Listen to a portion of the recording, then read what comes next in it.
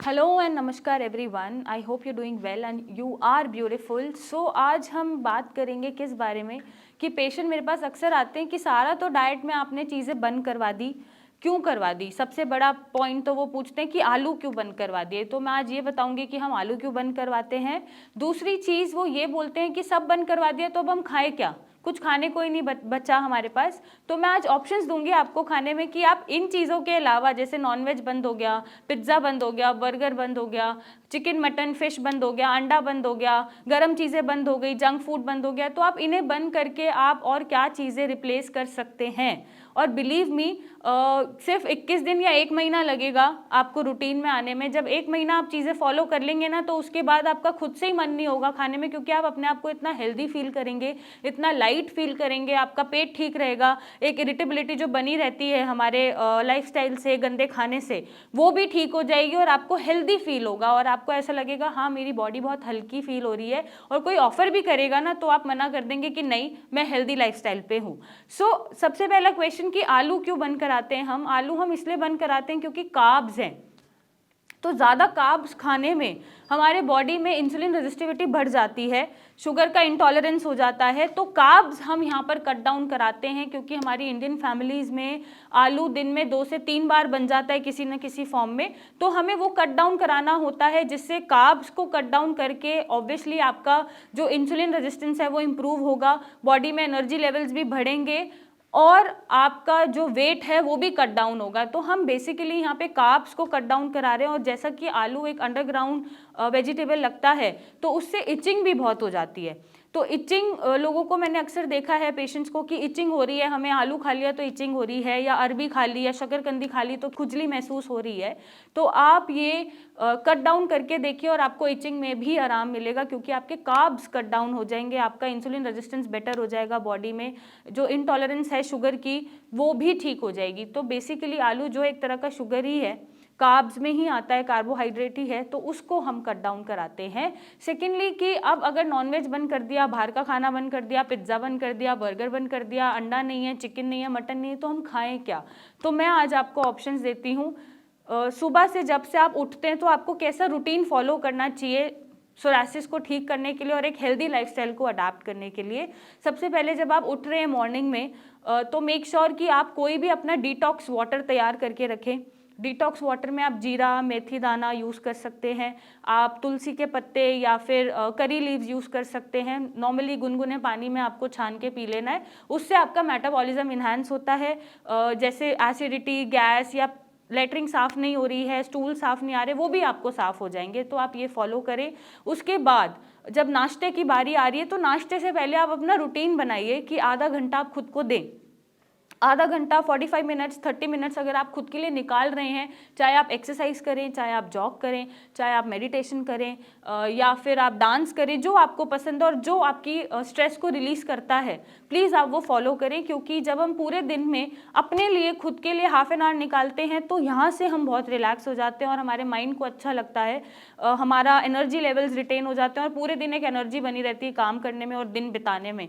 तो प्लीज़ आप वो एक ज़रूर निकालिए कि आधा घंटा तो आपको अपने लिए निकालना ही निकालना है। Next, coming to the breakfast. Breakfast में जैसे बहुत चीज़ें पेशेंट बोलते हैं बंद कर दी हैं, तो क्या खा सकते हैं आप पोहा खा सकते हैं, दलिया खा सकते हैं, आप उपमा खा सकते हैं, आप चीला खा सकते हैं, आप स्प्राउट्स खा सकते हैं, अंकुरित स्प्राउट्स जो होते हैं, आप नॉर्मली कॉर्नफ्लेक्स भी खा सकते हैं। दूध में एकदम बंद नहीं कराती, दिन में 1 से 2 बार आप दूध पी सकते हैं। स्किम्ड मिल्क, मलाई निकाल के आप पी सकते हैं। तो दूध में आप कॉर्नफ्लेक्स भी खा सकते हैं। आप कोई भी स्टफ्ड पराठा खा सकते हैं, गाजर का स्टफ्ड पराठा आप खा लीजिए, मूली अगर सूट करती है तो मूली का स्टफ्ड पराठा खा लीजिए, प्लेन पराठा खा लीजिए। और अगर चाय एक बार ले भी रहे हैं तो कोई प्रॉब्लम नहीं है, आप एक बार चाय ले सकते हैं। तो इन चीज़ों से आप अपना मॉर्निंग ब्रेकफास्ट रिप्लेस कर सकते हैं। लंच जब आएगी, लंच की बारी, तो लंच में आपको नॉर्मली दाल चावल भी मांड निकाल के यूज़ करना है। कोशिश करिए ब्राउन राइस आप यूज़ करें, और साथ में कोई भी वेजिटेबल, उसमें बस आपको बैंगन, आलू, टमाटर अवॉइड करके आप कोई भी वेजिटेबल से अपना खाना ले सकते हैं। उसमें आप सैलड ले सकते हैं, उसमें चुकंदर, गाजर, खीरा, मूली, आप उसका सेवन करिए। फ्रूट्स, आप खट्टे फ्रूट्स छोड़ के अपने खाने के साथ ही फ्रूट्स ऐड ऑन करें कि उसमें एप्पल हो, बनाना हो, साथ ही साथ चीकू हो, पपीता हो, तो एक कंप्लीट फूड आप कोशिश करें लेने की। अब मसालों की अगर मैं बात करूं तो मसाले आप ग्रीन चिलीज 1-2 यूज़ कर सकते हैं, अगर टेस्ट आपको नहीं आ रहा, हल्की बहुत काली मिर्च यूज़ कर सकते हैं। लाल मिर्ची आपको यूज़ नहीं करनी है, क्योंकि आपने नोटिस किया होगा कि जब बहुत ज़्यादा स्पाइसी चीज़ हम खाते हैं या लाल मिर्ची खाते हैं तो पसीने आने लगते हैं, शरीर में बर्निंग इचिंग शुरू होने लगती है। नॉर्मली मुझे भी ऐसा होता है। तो जब आपको सोरासिस है और सोरासिस के इरप्शंस हुए हुए हैं तो आपको ज़्यादा तकलीफ होने के चांसेस बढ़ जाते हैं, ब्लड सर्कुलेशन बढ़ जाता है, हीट बढ़ जाती है। तो इसलिए हम ग्रीन चिलीज़ प्रेफर करते हैं कि रेड चिलीज़ आप ना खाएं, ग्रीन चिलीज़ आप मॉडरेट अमाउंट में 1 से 2 आप यूज़ करके सेंधा नमक में अपना खाना प्रेफर करें कि बनाएं। नाउ अगर आप मिड इवनिंग की बात करें तो वहाँ पर आप coconut water, green tea use कर सकते हैं। आप ज़रूर ऐड करिए। कईयों को आदत होती है बहुत ज़्यादा कॉफ़ी पी रहे हैं, बहुत ज़्यादा चाय पी रहे हैं, तो वहाँ पे आप रिप्लेस कर दीजिए, आप कोकोनट वाटर ज़रूर पीजिए। उससे आपकी बॉडी भी हाइड्रेटेड रहेगी और आपका मेटाबॉलिज्म भी अच्छा लगेगा। ड्राइनेस जो इश्यूज़ आ रहे हैं बॉडी में वो ठीक हो जाएंगे। या ग्रीन टी आप प्रेफर करें, आप ग्रीन टी ले लें। अब अगर मैं डिनर की बात करूं तो डिनर में आप सूप ले सकते हैं, वेजिटेबल सूप। ग्रीन वेजिटेबल्स आप कोई भी यूज़ करें, पालक है, जितनी भी ग्रीन वेजिटेबल्स हैं, क्रूसीफेरस वेजिटेबल्स हैं, आप यूज़ कर सकते हैं।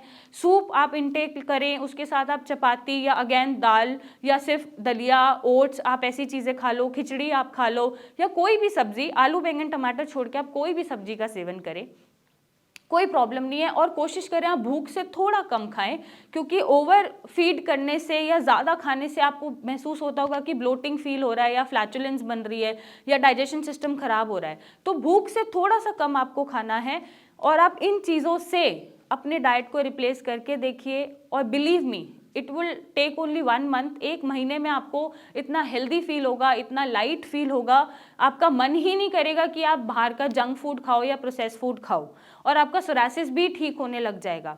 तो मोस्ट इम्पॉर्टेंटली जो आप पानी पी रहे हैं, मेक श्योर या तो वो आरओ वाटर हो या वो मिनरल से पूरा प्रयुक्त पानी हो। अगर आप हैंडपम्प का पानी पी रहे हैं तो प्लीज़ उसको आप बॉईल करके पीजिए। जो डायरेक्ट सप्लाई आती है या जो डायरेक्ट वाटर हम नल का पी लेते हैं, कुछ एरियाज़ में हमने देखा है विलेजेस में, या वो डायरेक्ट हैंडपम्प का पानी पी रहे हैं या फिर डायरेक्ट सप्लाई का पानी पी रहे हैं, जिसकी वजह से उनको कोलाइटिस बना हुआ है और उनका सोरासिस बढ़ता जा रहा है। तो आप वो पानी अगर ऐसा कुछ सेवन कर रहे हैं तो उसको आप बॉईल करके ही पीजिए, ताकि आपका पेट ठीक रहे, कोलाइटिस जैसी समस्या आपको ना आए। तो मैंने आज आपको बहुत सारे ऑप्शंस दे दिए, बहुत सारी चीज़ें दे दी अपने सोरासिस को ठीक करने के लिए और अपने खाने में इम्प्रूव करने के लिए। बाकी आप इनको फॉलो करके देखिए और आप डिफरेंस देखिएगा कि आपकी बीमारी कितनी ठीक हो रही है सिर्फ डाइट से ही। और अगर आप अल्कोहल, स्मोकिंग, टोबैको का सेवन बहुत फ्रीक्वेंटली कर रहे हैं तो प्लीज़ उसको रोक दीजिए, क्योंकि इससे सिर्फ आपका सोरासिस बढ़ेगा और कुछ भी नहीं होगा, और आप डॉक्टर्स बदलते रहेंगे लेकिन आपको इलाज कहीं नहीं मिलेगा। तो अगर अपने सोरासिस से आप ठीक होना चाहते हैं तो इन चीज़ों को प्लीज़ फॉलो करें, एक हेल्दी लाइफस्टाइल को अडाप्ट करें, ताकि आपका लॉन्ग लाइफ हो और हेल्दी लाइफ हो, क्योंकि जीना सबने उतना ही है जितना हम लिखवा के आए हैं। आपको तय करना है, डिसाइड करना है कि आपको कैसे जीना है, पीड़ित होके जीना है या खुश होके जीना है या हेल्दी होके जीना है। तो ये डिसीजन आपके हाथ में है। अगर आप अभी से अपने टेस्ट को थोड़ा सा कंट्रोल करके अपने आगे लॉन्ग लाइफ के बारे में सोचेंगे तो ज़रूर आप डाइट फॉलो कर पाएंगे। और अगर आप सोरासिस ठीक करना चाहते हैं तो नीचे दिए गए नंबर पे मेरी टीम से संपर्क करें, मुझसे आके मिलें और इसका एक सही सोल्यूशन पाएं। So thank you and take care.